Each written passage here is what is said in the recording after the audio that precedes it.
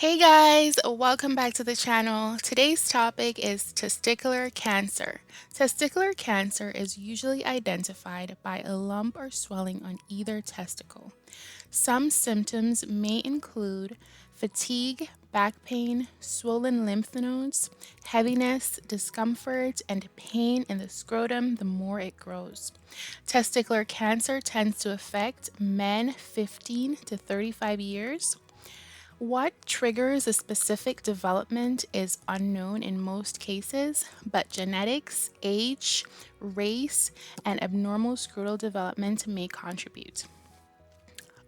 Often, a team of doctors and nurses, a urologist, oncologist, a radiation oncologist will work together to find the best treatment for each patient, whether it be surgery, radiation, or chemotherapy.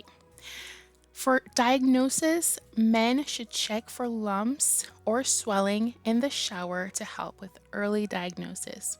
Guys, I really hope this video was helpful. Don't forget to subscribe, like, and share. And thank you for watching. Bye, guys.